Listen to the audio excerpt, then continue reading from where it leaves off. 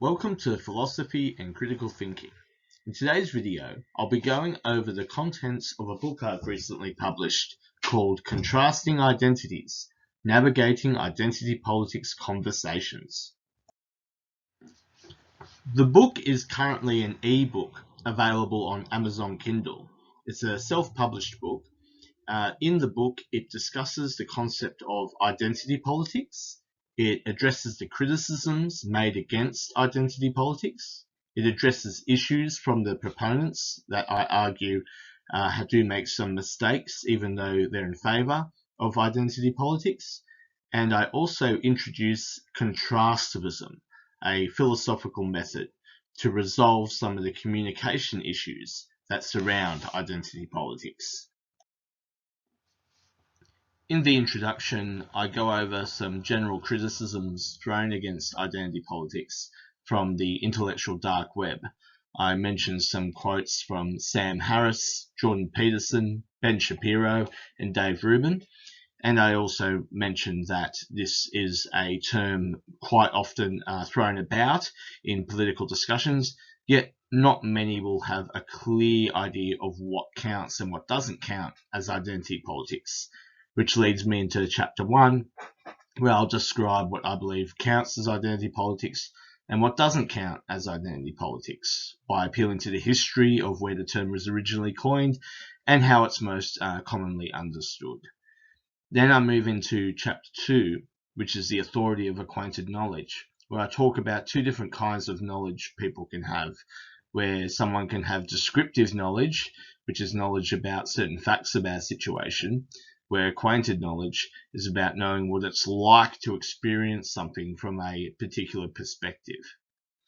I move on to chapter 3 to discuss the concept of intersectionality, where I address the accusation that this form of identity politics is what some would call the oppression Olympics, saying that, you're trying to compete with one another on who's the most oppressed. And I put some arguments that a better way of approaching this is to see it as a more nuanced idea of how we should look at group identities. In chapter 4, I go over the philosophy of universal humanism, and I talk about how universal humanism can be consistent with group memberships based on empathy and special relationships, which is to address certain criticisms that we shouldn't think in terms of group membership. We should only think of ourselves as being human, and only think ourselves in contrast to other human beings, and any kind of group membership always comes second to that of being human.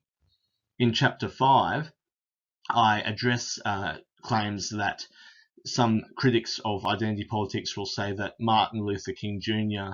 would have not liked the idea of identity politics, say for instance Black or African American identity politics, by appealing to his quote in his I Have a Dream speech, "Judged by the content of your character, not the color of your skin." And I argue that this is a misinterpretation of what King was talking about, and I use other quotes and other parts of Martin Luther King Jr.'s work to argue for this. In chapter 6, I move on to the concept of freedom of speech, where I contrast two kinds of freedom that one can have, one being positive freedom and the other being negative freedom. And I argue that identity politics can help embrace the positive side of freedom of speech. In chapter 7, I address a claim made by Dave Rubin that he only cares about the diversity of ideas, not the diversity of identity, saying that we shouldn't, when we're trying to find new ideas, we should just get people and hear their ideas, and we shouldn't try to have quotas such as have, let's see what the women think about this, let's see what people of colour think about this, and so on and so forth. All we should look at is what the ideas people have. And I'll argue that there are benefits at trying to get a diverse range of identities to produce a diverse range of ideas. And I use some social science evidence to try and back this up. In chapter 8, I go over the concept of privilege. And in the world of identity politics, this is normally understood in the public arena as when somebody will point out that someone's white or a man and say, oh, well, check your privilege, you're a white man, what would you know? And I argue that there's a better way to approach the concept of privilege as opposed to just a kind of like a finger wagging or a having a go at somebody.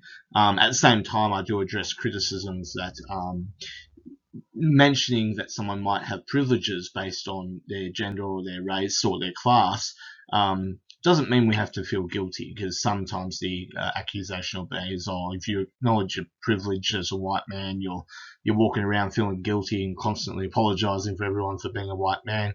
And I argue that's a bit of a straw man against the concept of privilege. In Chapter 9, I move on to the concept of class struggle in the context of Marxism or Marxist theory.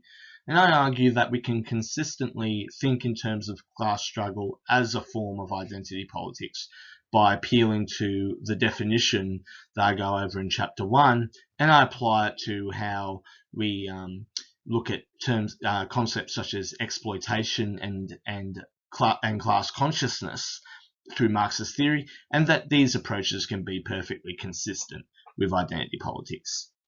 In Chapter 10, I address specific criticisms of identity politics from the left, specifically socialists. I do appeal to one particular critic, Adolf Reed, who is a Marxist political scientist, and I go over his criticisms and I offer some solutions.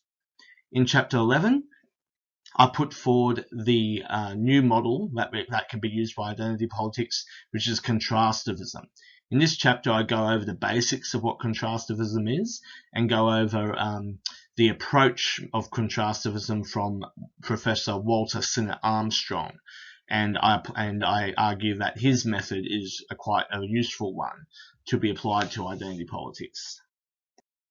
In Chapter 12, I apply Walter Sinnott-Armstrong's contrastivism to many of the concepts within identity politics, such as knowledge, privilege, oppression, and disadvantage, and show how this can be a better way of communicating identity politics overall.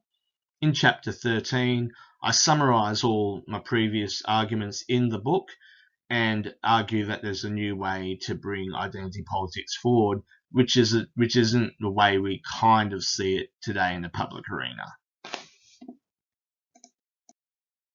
If you'd like to purchase the book, you can go onto Amazon Kindle and search for Contrasting Identities, Navigating Identity Politics Conversation, or you can go onto the link in the description below.